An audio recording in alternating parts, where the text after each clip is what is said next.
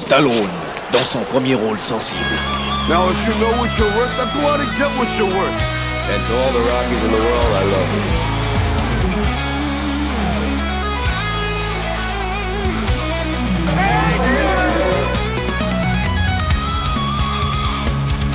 Stallone Express. Maintenant, ça va chier. Salut tout le monde, vous écoutez Stallone Express, le podcast qui regarde tous les films avec Sylvester Stallone et qui les classe les uns par rapport aux autres.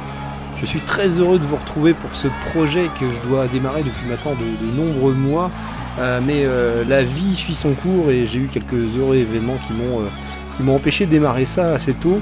Alors deux possibilités, soit vous me découvrez via ce podcast et je vous souhaite la bienvenue, j'espère que ça va vous plaire. Soit vous êtes des fidèles auditeurs de Vandame Express, mon premier podcast du label Gros Bras Express, sur lequel je regardais tous les films de Jean-Claude Van Damme et que je les ai classés les uns par rapport aux autres. Vandame Express, c'est terminé, à peu de choses près. Van Damme continue à faire un ou deux films assez mauvais par an. Mais il est temps de passer à la phase 2 de mon grand projet et d'aborder Sylvester Stallone. Un petit mot sur le concept, il s'agit donc d'évoquer les films de Stallone les uns après les autres. Contrairement à Vandame Express, je vais pas m'attarder sur un seul film par épisode, je vais en général en faire deux. Et autre différence avec Vandame Express, je vais, à l'instar de Atkins le Plus, faire la filmographie de Stallone chronologiquement. Pourquoi ? C'est assez évident, c'est-à-dire que Van Damme, moi j'avais regardé les films dans le désordre. Ça m'a permis d'évoquer des bons films tout au long du podcast, parce qu'il y a quand même des grosses périodes de creux. Et bien sûr, pour retracer le parcours, c'est un peu façon puzzle. Et il va falloir écouter les podcasts Van Damme Express dans le bon ordre pour avoir le parcours de vie et la carrière de Van Damme et sa progression au long de sa vie. Ici, je commence plus simple, je vais commencer donc avec la fin des années 60 et on va remonter petit à petit toutes les époques et ce qui va nous permettre aussi de mettre en perspective le film par rapport à l'époque, ce qui est régulièrement important pour expliquer les films et les succès de Sylvester Stallone.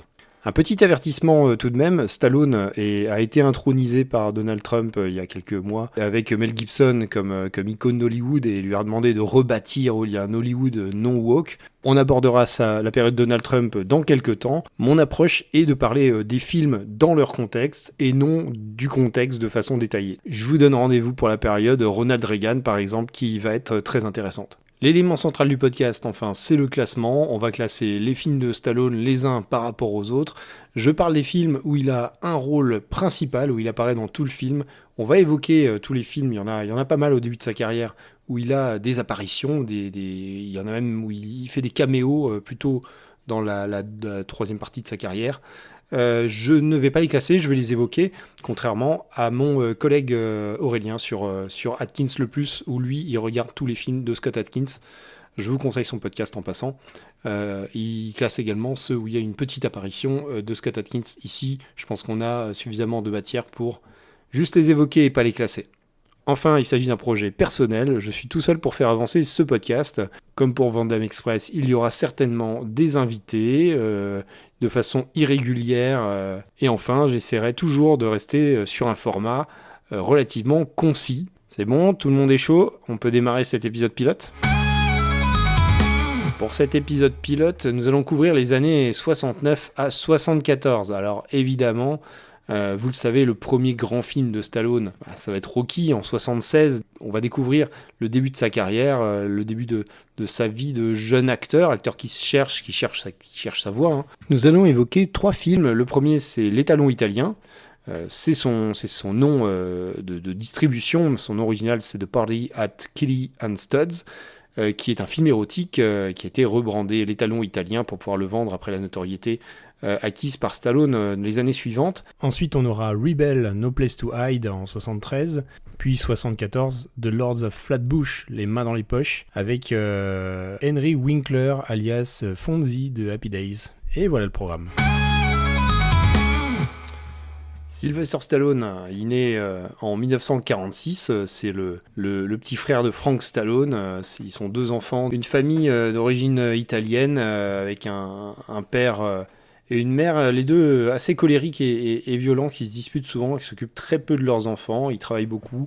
Alors, son père est coiffeur et sa mère est vendeuse de cigarettes dans un club. Ils sont assez ambitieux. Son père va toujours chercher à avoir une carrière plus ambitieuse que ça et va sans doute naître beaucoup de frustration de cette envie, puisqu'il va jamais réellement y arriver. Stallone, il est né en 46, comme je disais. Il a une déformation de naissance des nerfs de la bouche. C'est pour ça qu'il a cette espèce de faciès et de sourire très particulier qui va sans doute le servir dans sa carrière. Il parle souvent donc dans les interviews de la férocité qu'il a peut-être acquis de son père et cette soif, cette ambition. Mais il vit en manque de famille, Stallone, et en manque d'amour, parce qu'il est souvent en pension de famille. En réalité, ses parents s'occupent très peu de lui et de son frère. Et il parle également dans les interviews récemment de ce manque d'amour qui a peut-être un petit peu abreuvé sa carrière et le besoin qu'il a eu ensuite de se sentir soutenu et aimé quoi qu'il en coûte, ce qui lui a coûté assez cher aussi dans ces périodes de traversée du désert. Les deux frères sont férus de cinéma, ils y vont en permanence, ils ratent l'école régulièrement, Stallone, et son rêve c'était de sauver des gens, d'être un héros. Il avait comme modèle assez rapidement un héros de cinéma, un peu à la manière de Schwarzenegger. C'était Steve Reeds dans Les Travaux d'Hercule, un modèle masculin absolument parfait, donc hyper bodybuildé et huilé, mis en scène. C'est devenu son modèle et ça va le rester tout au long de sa carrière, en réalité, dans un coin de sa tête. Puis il y a un petit cataclysme, donc sa famille éclate avec un divorce. Son père part dans le Maryland et sa mère va partir à Philadelphie avec son frère Frank. Sylvester, lui, il suit son père dans le Maryland. Il va vivre entouré de chevaux, son père joue au polo, et Sly va essayer de faire un petit peu comme lui, et en fait va être assez brillant, puisqu'à 13 ans, il est classé niveau national. J'ai commencé à jouer au polo sur de vieux terrains vagues, mais j'ai commencé à m'améliorer. Et à l'âge de 13 ans, j'ai fini par être classé au niveau national. Mon père n'aimait pas trop ça. Au milieu d'un match, j'ai tenté un coup en revers. Il a déboulé sur le terrain. Il m'a attrapé par le cou et m'a jeté au sol. Ensuite, il a pris le cheval et il est parti. Là, je me suis dit, je ne veux plus jamais voir un cheval de toute ma vie. J'ai été élevé par un père, disons, porté sur la violence. Je savais ce que c'était que d'avoir mal. J'ai décidé que je ne craquerais pas, quoi qu'il me fasse, que je resterai fort. Extrait du documentaire Sly, Stallone par Stallone, disponible sur Netflix, avec la voix du regretté Alain Dorval. Il va ensuite écumer les écoles, 13 écoles en 12 ans, un élève très difficile. On l'envoie en école militaire, il y reste à peine un mois. On l'envoie en école pour enfants rebelles, comme on le faisait à l'époque, puis à l'université, sur ces deux derniers instituts, il commence à jouer la comédie, il y prend goût, et un prof va lui dire qu'il a du talent, et qu'il faut qu'il poursuive dans cette voie. Autre élément fondateur pour la carrière de Stallone. Vers la fin des années 60, donc il a un peu plus de 20 ans, il retourne à New York, puisque c'est là que ça se passe dans cette partie des États-Unis pour trouver du travail en tant qu'acteur. Il va vivre dans la rue, il va squatter à divers endroits, dans des bibliothèques, dans des bus pour survivre. Il va harceler les agences d'acteurs. Il va obtenir quelques rôles, donc il parle d'un rôle à moitié nu sur Broadway, et il va avoir pas mal de rôles, quelques rôles de figuration. On peut évoquer des rôles mineurs dans La Descente infernale en 69, ou dans MASH, de Robert Altman, en 1970, où il fait des passages de 3 secondes devant la caméra. Dans La Descente infernale, il joue un convive dans un restaurant, on le voit au fond, et dans MASH, il passe devant la caméra, juste avec un béret de militaire, voilà, pour ses premières apparitions. C'est en 70, tout début 70, qu'il tourne en 3 jours et pour $200, un film que je vais évoquer plus en détail, qu'on connaît sous le nom de L'étalon italien, mais qui s'appelle The Party at Kitty and Studs, donc la fête chez Kitty et Stud, qui est un film érotique réalisé par Morton Lewis, qui va sortir en 70, mais qui va surtout ressortir un petit peu plus tard, en 1976, Donc 76, vous calculez, c'est l'année de la sortie de Rocky. Opportunément, les avocats du film demandent $100 000 à Stallone pour bloquer la redistribution. Stallone va dire qu'il n'est pas intéressé.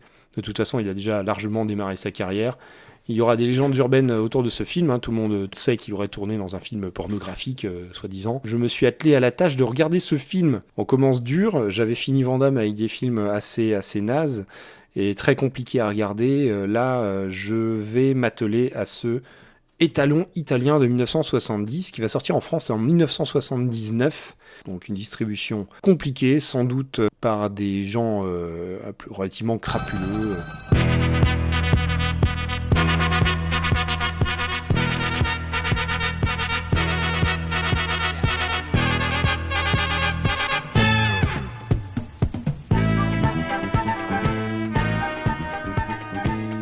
Alors je précise petit à petit les règles du podcast.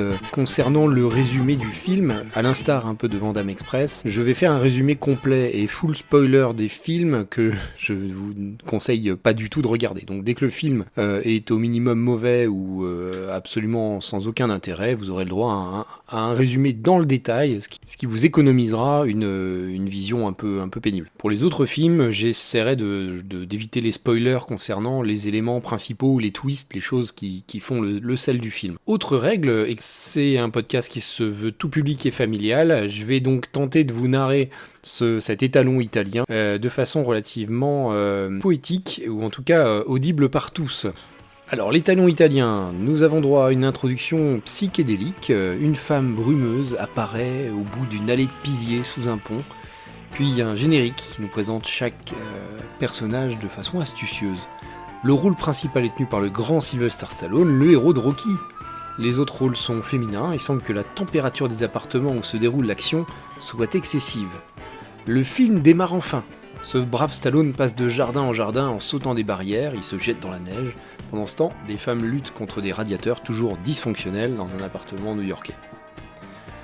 Stallone s'appelle Stud, avec sa femme Kitty, ils prennent successivement une douche, puis un bain. Ils sont désormais très propres. Kitty semble fortement éprise de Stud, qui semble peu motivé. Stallone n'est pas très affûté dans ce film, toute cette scène de salle de bain dure 10 minutes. Dans la scène suivante, Stud admire ses muscles dans la glace pendant que deux femmes se relaxent sur un lit en arrière-plan. La température est beaucoup trop élevée et il faudrait ouvrir la fenêtre. La musique rappelle celle de Rocky, dans un style plus bossa nova, du plus bel effet. En fait non. Cette scène dure 5 bonnes minutes que j'ai préféré accélérer. Ensuite, Stud va prendre l'air. Il fait si chaud dans cet appartement. Pendant ce temps, Kitty enfile un pyjama respirant et fume une cigarette en évoquant son amour pour Stud. Elle décide ensuite de faire du sport avec quelques pas de danse, puis monte se changer. Comme la plupart des scènes de ce film, celle-ci prend également 5 à 10 minutes. Kitty prépare enfin la fête prévue en fin de journée. Elle dispose d'une corbeille de fruits ainsi que quelques bouteilles de vin. Stud rentre, elle l'aide à défaire ses chaussures, il semble fatigué, et Kitty lui démontre son affection, mais Stud est en colère, encore ce radiateur défectueux probablement, et casse la vitre. Il y avait pourtant plus simple pour aérer. Son sang est très épais, il coule de sa main, il ressemble à du ketchup, mais nous sommes en Amérique, donc ketchup, c'est raccord. Kitty aime le ketchup. Cette scène d'action et d'émotion nous montre le caractère un peu colérique de Stud, et dure environ 5 grosses minutes.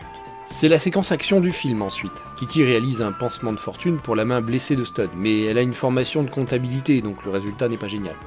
Heureusement, il y a une nappe de musique jazz entraînante. Kitty va se préparer un goûter, mais malencontreusement, elle va mordre dans la tartine de Stud, ce qui ne va pas du tout lui plaire. Le film dénonce alors les violences conjugales. Stud aura un comportement tout à fait inapproprié en jetant sa compagne sur le lit, puis en la corrigeant avec une ceinture.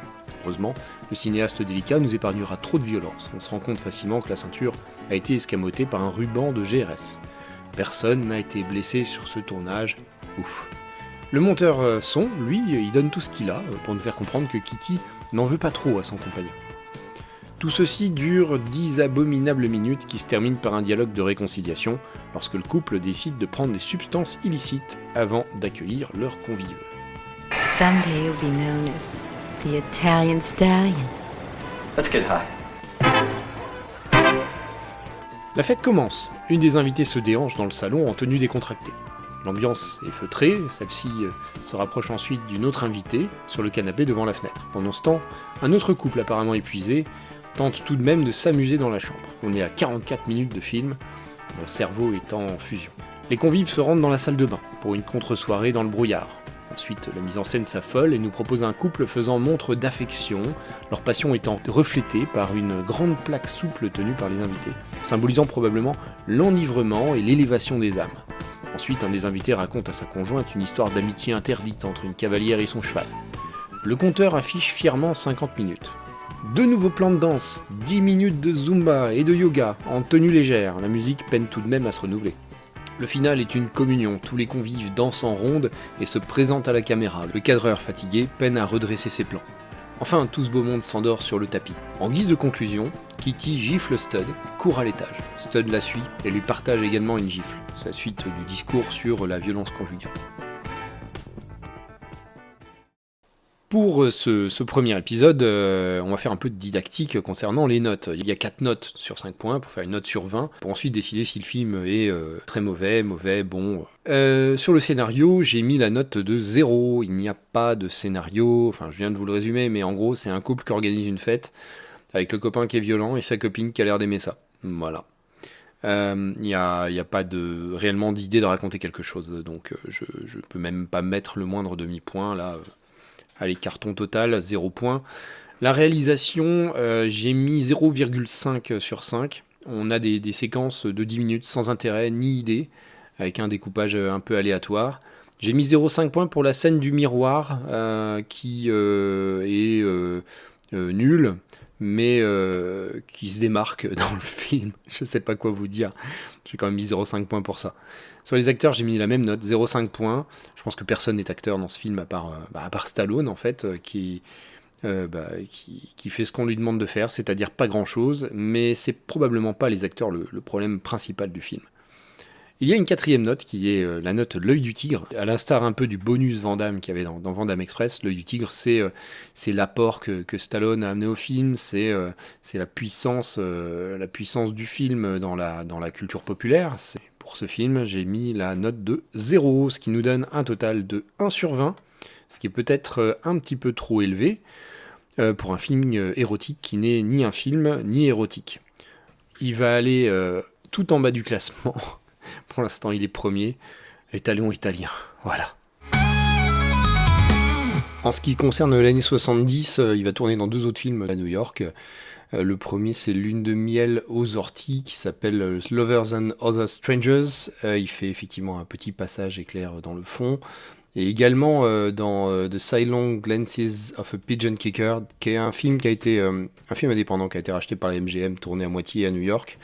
Film de John Dexter, et qui a été abandonné par la MGM et repris derrière par une petite société de production. Et ce qui est intéressant, c'est que Stallone fait un figurant pendant une fête, et il a exactement les mêmes vêtements que dans Les Talons italiens. Donc on peut imaginer soit qu'il n'avait pas énormément de panoplie de vêtements, soit qu'il a tourné ça à peu près dans la foulée de Les Talons italiens. En 71, il y a un petit passage éclair dans le film Clout de Alan Pakula, où il joue dans le générique de début un danseur qui n'a pas de t-shirt et qui danse dans le fond de l'église, donc on voit très peu. Plus intéressant, 71, dans Bananas de Woody Allen. Alors Woody Allen, ça fait un petit bout de temps qu'il est connu, il écrit des sketchs pour la télévision. Là c'est son 3e film, donc c'est vraiment le tout début de sa carrière, mais il a déjà un grand succès, notamment en Europe. Il fait déjà des millions d'entrées pour ses films. Et dans Bananas, qui est un film humoristique à sketch toujours, Stallone joue toujours un voyou en blouson en cuir, qui vient embêter Woody Allen dans une rame de métro pour une petite scénette d'une petite poignée de minutes, muette, donc doublée au piano, assez sympathique, donc vraiment dans la lignée de Charlie Chaplin, Groucho Marx, voilà, donc ça c'est pour 71, c'est maigre, c'est des petits passages maigres. En 72, il a juste un rôle de figuration dans What's Up Doc de Peter Bogdanovich, où il passe dans un arrière-plan derrière Barbara Streisand. Voilà, rien d'autre à signaler en 72, où il va tourner sans doute son 2e film où il a un rôle principal, un film qui s'appelle Rebelle, également No Place to Hide, je crois on le trouve plus facilement sous le titre No Place to Hide. Je vais devoir donc le chroniquer rapidement et lui donner des notes. Je vous avouerai que j'ai trouvé uniquement une version doublée en turc et avec une image indigne, donc je l'ai regardé assez rapidement. Ça n'a pas énormément d'intérêt, je vais vous le pitcher puis mettre des notes quand même, parce qu'il va falloir le classer. On est à la fin des années 60, il y a des étudiants qui planifient des actes terroristes, donc ils veulent poser des bombes contre des entreprises qui soutiennent les dictatures en Amérique centrale, mais le FBI est sur leurs traces. Alors, c'est un film qui est fauché, qui a pas beaucoup de moyens, mais pour autant qui va faire semblant, en tout cas qui va montrer pas mal d'acteurs, pas mal des plans avec beaucoup de figurants parfois, mais la plupart du film, comme c'est un film fauché, va masquer un peu sa vacuité par des longues scènes de dialogue pas très bien écrites, pas bien jouées du tout, pas très bien réalisées. Il y a le commentaire donc un peu social, politique. Le FBI, ils sont tous corrompus, bien entendu, mais il va un peu tomber à l'eau parce que, à la fin, Stallone va se rendre compte que ce qu'il fait, ça ne mène à rien. Enfin, en tout cas, il va décider de complètement lâcher ce qu'il était en train de faire. Et puis, voilà, le film ne raconte rien de particulièrement intéressant. Il va falloir lui donner pour autant des notes. Alors, ça va aller vite. Un autre scénario, j'ai mis 0,5. Il y a quand même un scénario, il y a une idée au début. Donc j'ai mis ça même si le film ne va nulle part et que les dialogues sont nuls. En acteur, j'ai mis 0,5. Stallone est pas génial dans le film, assez oubliable, on s'ennuie beaucoup, on s'ennuie ferme. Les autres acteurs sont encore pires. La note réalisation, j'ai mis 0,5. Il n'y a pas beaucoup plus d'idées que dans l'Italien italien, c'est même un peu prétentieux. Donc j'ai pas osé mettre une note supérieure à 0,5. Il y a la place pour faire mieux quand même. Et toujours un 0 en l'œil du tigre. On voit qu'il a un potentiel, notamment dans son physique. Il a ce physique particulier intéressant. Je pense qu'il fait que, au niveau figurant, c'est pas mal de l'avoir dans le film. Mais bien entendu, ça préfigure rien du tout de ce qu'il va faire plus tard. Ça fait une note totale de 1,5, ce qui le place au-dessus, voilà, miracle de l'étalon italien. Et donc, c'est désormais, en 72, le meilleur film de Stallone à date.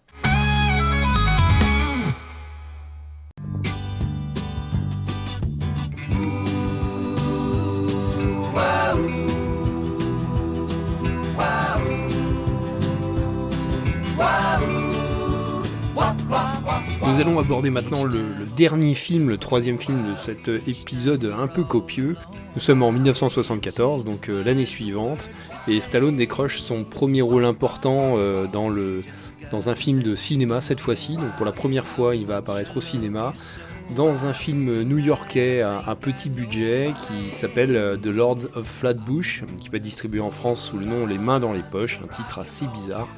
Alors c'est un film qui décrit l'ambiance des années 50 dans un quartier de Brooklyn, le quartier de Flatbush. Et c'est un film qui se met dans la lignée des œuvres qui sont nostalgiques du mouvement Greaser qui est apparu après la Seconde Guerre mondiale, dont on a un certain nombre de représentants encore aujourd'hui dans la culture. On pense à American Graffiti, bien sûr Grease.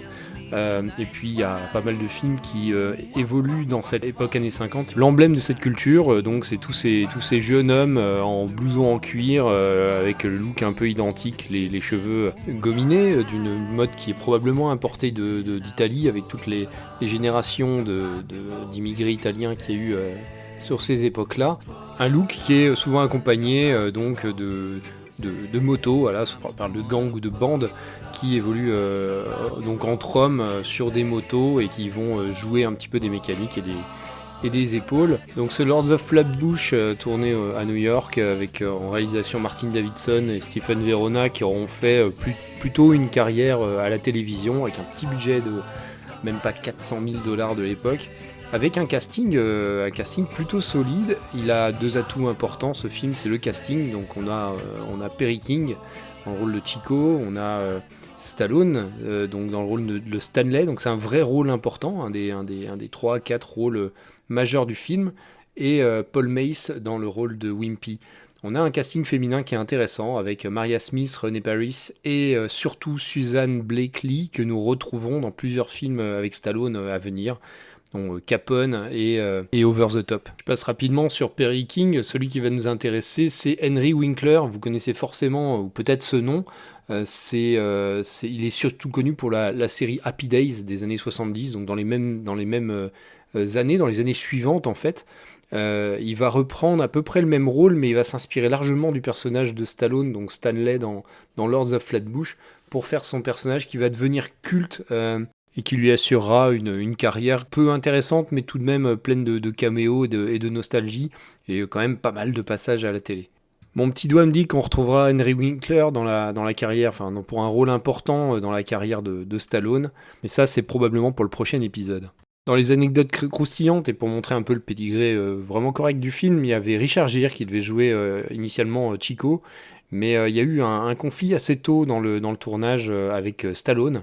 Richard Gere était adepte de la méthode acteur studio, donc du coup il était complètement dans son rôle de Chico. Il a mangé un hot dog dans la voiture à côté de Stallone qui lui a dit c'est plein de gras et de moutarde, tu vas m'en mettre dessus, tu vas m'en mettre sur mon pantalon. Si ça arrive, t'entendras parler de moi. C'est ce qui est arrivé et Stallone lui a envoyé un coup de coude dans le visage et l'a éjecté de la voiture. Le réalisateur a décidé donc de se séparer de Richard Gere plutôt. C'est un choix qu'il a fait. Il devait se séparer d'un des deux. C'est un choix qui a permis donc de mettre Stallone sur une affiche et de lui permettre sans doute de poursuivre sa carrière, mais nous verrons ça probablement dans les épisodes à suivre. Alors qu'est-ce que ça raconte ce Lords of Flatbush ? C'est quand même un film extrêmement simple. On est à la fin du lycée, on a ces 4 garçons, jeunes hommes, qui sont un peu dans un loup-cloubar et dans un quotidien violent, fait de bagarres.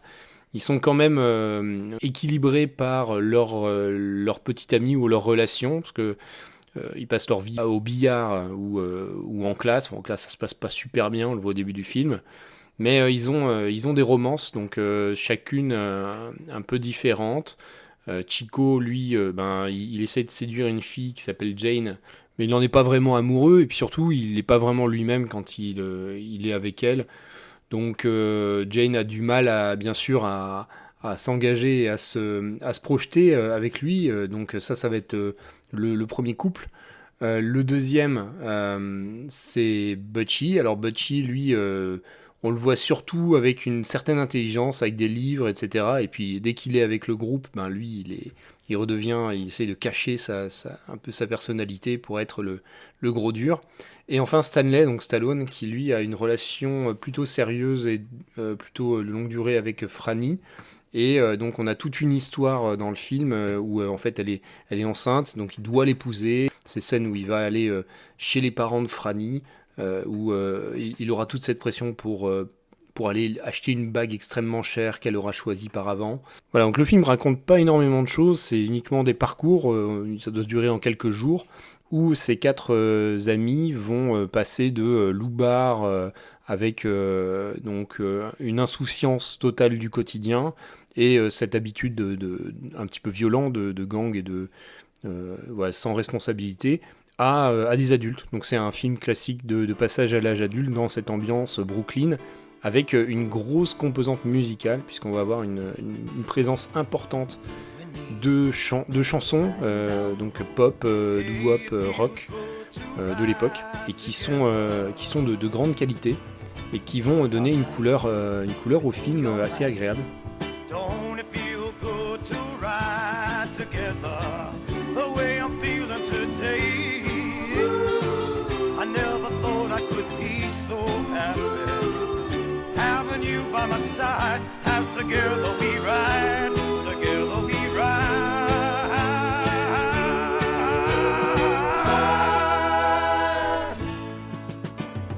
Hand in hand along the sand, it feels good to walk together. Hand in hand along the sand, it feels good to talk together the way I'm feeling today. Never thought I could be so happy to be holding your hand as we walk in the sand. I like holding your hand.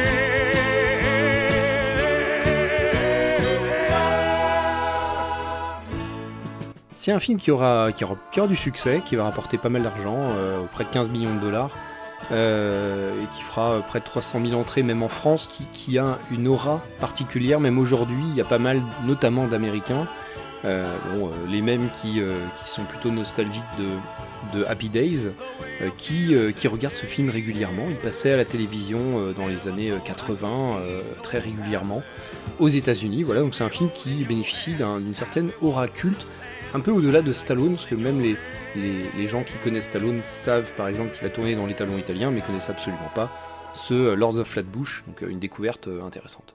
Je vous propose de passer aux notes. Alors on a la note scénario. La note scénario, je lui ai mis 2 sur 5. Donc c'est une note plutôt moyenne, parce que le film en fait ne raconte pas grand-chose. Il y a certaines qualités d'écriture. Je trouve qu'il y a quelques dialogues, alors notamment les dialogues de Stallone. Je sais qu'il a réécrit la scène vers le pigeonnier. C'est pas une scène qui crève l'écran, mais qui est un pivot intéressant en tout cas. Je trouve les personnages plutôt bien écrits. C'est un film où il se passe pas grand chose, mais qui parle quand même plutôt bien de toutes ces choses du passage à l'âge adulte, de la prise de responsabilité, de la pression sociale sur justement le mariage, sur le couple, et puis sur ce qu'on doit devenir alors qu'on est juste sorti du lycée.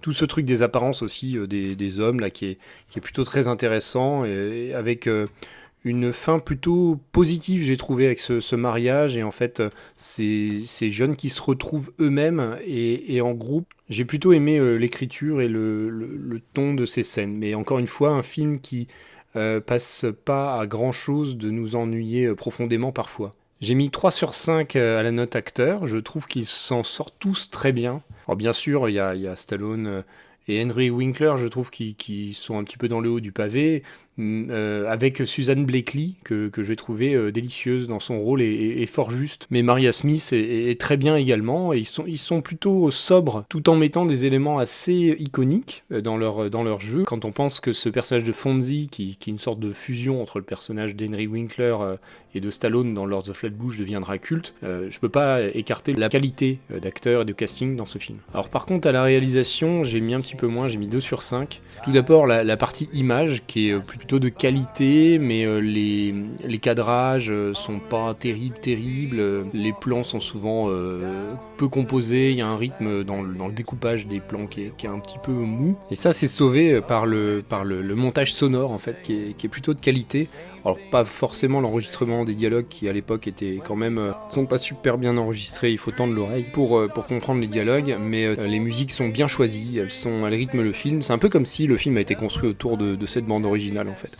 Je l'ai mis dans la partie réalisation, et donc ça nous fait 2 sur 5 en réalisation. J'en dis beaucoup de bien, donc il faut nommer les responsables de cette bande originale. À la tête, on a Joseph Brooks, qui est aussi réalisateur, mais qui est arrangeur et puis compositeur, qui a fait quelques bandes originales, comme pour Headin' for Broadway, qui a plutôt bonne réputation, ou Happiness, en 1998.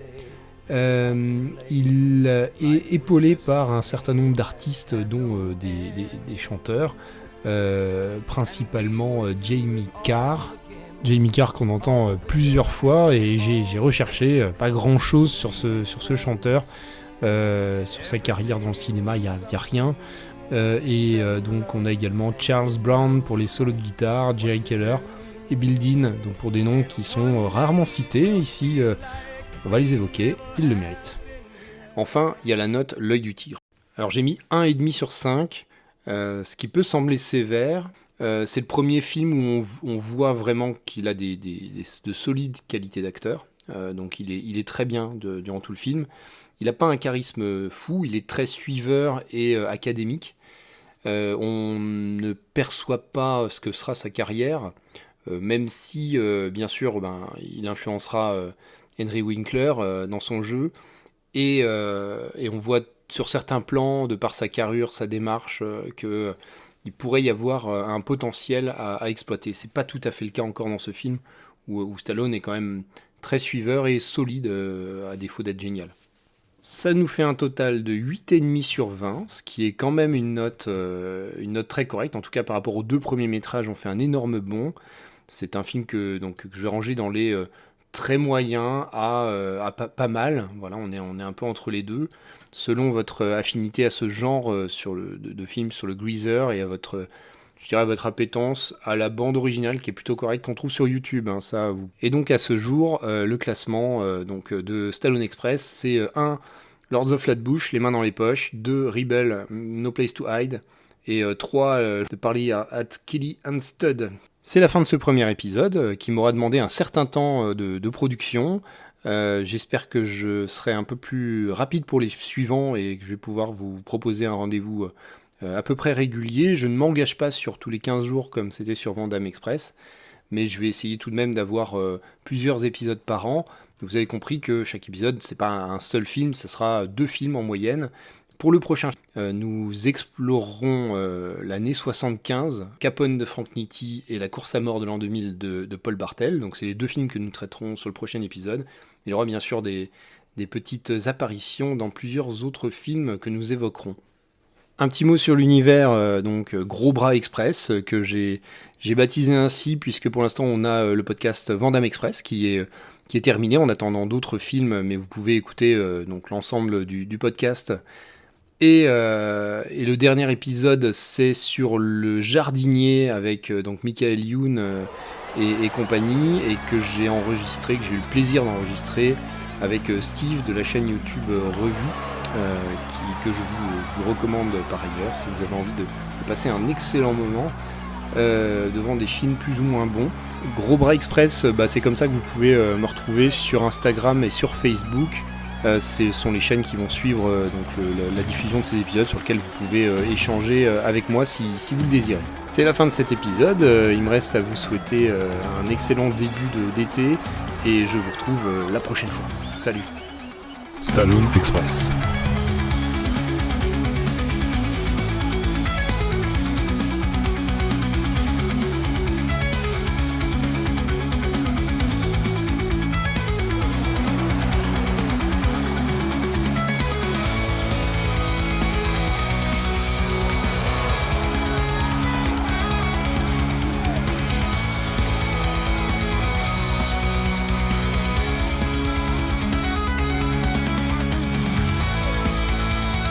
And to all the Rockies in the world, I love you. La route, là où on va, on n'a pas besoin de route. Stallone Express.